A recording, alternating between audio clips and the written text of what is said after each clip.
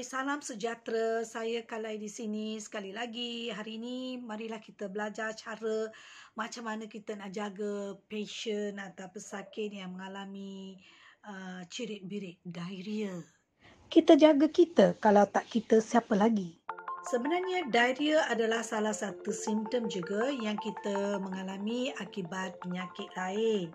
Biasanya diarrhea ni disebabkan oleh bakteria, viruses, parasites, apa lagi? Kuman mikro yang lain seperti Salmonella typhi dan sebagainya. Apa maksud diarrhea? Diarrhea atau cirit-birit adalah najis tidak lagi bentuknya sama seperti pejal sedikit ya. Dia adalah sangat cair seperti air. Alright, hari ini kita akan belajar macam mana atau bagaimana kita nak jaga jika seseorangan dalam kalangan anda mengalami masalah ini ataupun sesiapa dalam keluarga mengalami masalah ini selain daripada pesakit di hospital. Apakah puncanya diarrhea ni? So, mungkin sebab kekurangan kebersihan ataupun makanan yang sudah tercemar, air yang tercemar ataupun tempat itu mempunyai sanitasi yang paling kotor. Maksudnya bilik airnya kotor, bilik dapurnya mempunyai tempat-tempat yang terbersih dan sebagainya. Dan tempat itu terlalu ramai orang. So maka senanglah, mudahlah kita mendapat diarrhea ataupun cirit-birit. Cara macam mana kita nak rawat dia orang yang ada diarrhea di rumah baru sehari 2 hari ya. Tak banyak kali. Kalau dia dalam 24 jam 3 kali diarrhea, bermaksud dia ada mild diarrhea, kena pergi jumpa doktor.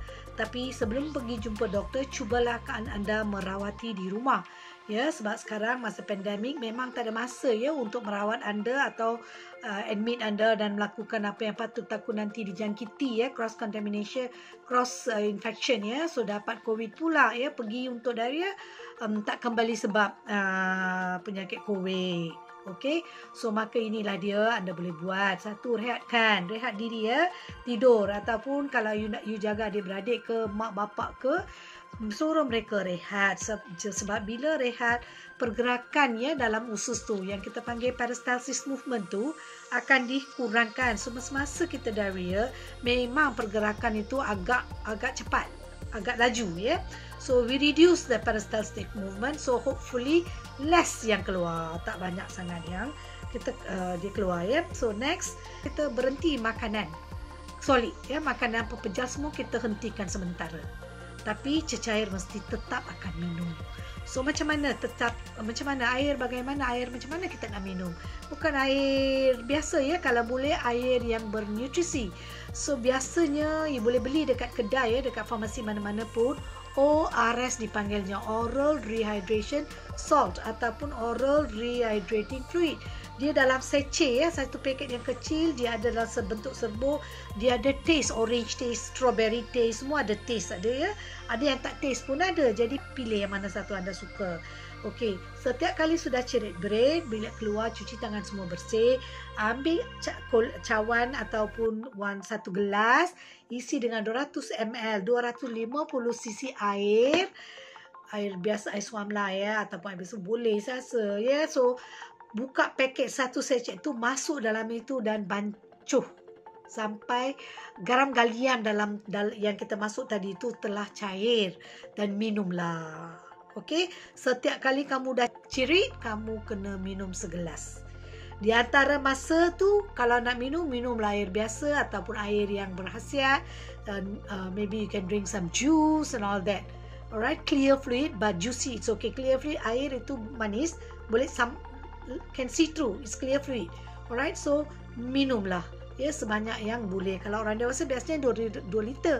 Sekarang dah cirit, jadi kenalah minum setiap kali cirit, minum tambah 2 liter tu mesti minum dan tambah setiap gelas apabila anda keluar. Sebabnya ganti balik cecair hilang daripada badan. Kedua adalah untuk bantu mencuci keluar kuman yang menyebabkan diarrhea tu, dapat keluar sistem buffer dalam badan kita, di mana kalau ada kuman, badan kita akan menghasilkan air banyak untuk menendang dia keluar daripada sistem kita. Jadi kita bantulah dengan minum lebih supaya dapat keluarkan bahan itu daripada badan kita. Seterusnya, katalah dia macam okey ya, diarrhea sekarang sudah kurang, maka bolehlah kita mula makan dengan makanan yang lembut seperti kanji, ya, supaya kita tak memenatkan atau memberikan kerja yang banyak kepada usus kita. Alright, so selain daripada tu, apa yang kita boleh buat? Ada tak idea baru, idea lain? Tak ada kan? So itulah caranya sebenarnya. Jangan cuba nak hentikan diarrhea tu. Diarrhea sebenarnya adalah baik. Dia membantu kita mengeluarkan kuman yang ada dalam badan kita. Jadi cubalah untuk keluarkan dia tu. Jangan hentikan dia. Jangan makan ubat untuk hentikan dia. Kecuali doktor mengarahkan untuk menghentikan dia. Kecuali anda pergi jumpa doktor dan doktor memberi obat. Obat yang biasa dia boleh beri adalah seperti anti-diarrheal, ya. Anti-diarrheal dia hentikan diarrhea seperti Imodium, loperamide atau bismuth dan sebagainya. Ubat ni cuma boleh makan dengan arahan doktor. Kita tak boleh membeli saja-saja dan makan. Kita tak tahu side effects dia. Tak tahu apa boleh berlaku. Jadi baiklah kalau kita boleh keluarkan kuman yang menyebabkan diarrhea ni. WHO, ya, iaitu World Health Organization kata lebih kurang 90% non-severe diarrhea. Yang diarrhea yang tidak begitu teruk dapat dirawat dengan cara ORS atau ORF, Oral Rehydrating Fluid. Itulah cara. Dan apa lagi? Tentukan makanan kamu, jari kamu semua adalah bersih. Jangan beli makanan dekat tempat-tempat yang kotor, ada lalat, hinggapinya makanan tu, dan tak tahu lalat tu duduk di mana, dipihinggapi najis orang, najis anjing, najis entah apa, ya, ludah orang, dan dia hingga atas makanan. Kita tak nampak mata kita ni. Kita nampak lalat je, syuh, kita makan, beli makan tu kita makan. Betul tak? Itu adalah salah satu cara macam mana kita dapat diarrhea.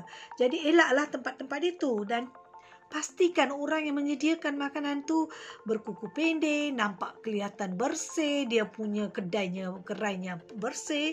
Jangan saja-saja membeli makanan dekat siapa-siapa. Sebenarnya negara Malaysia ni ada banyak polisi tau.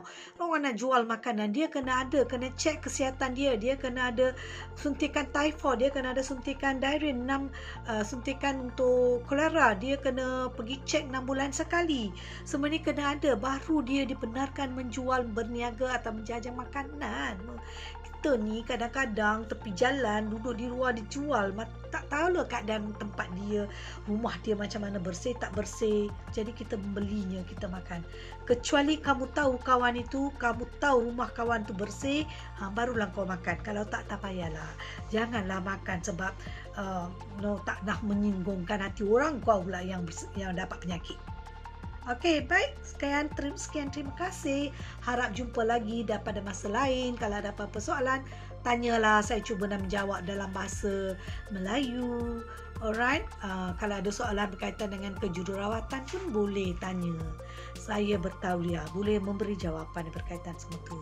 Baik, terima kasih. Jumpa lagi.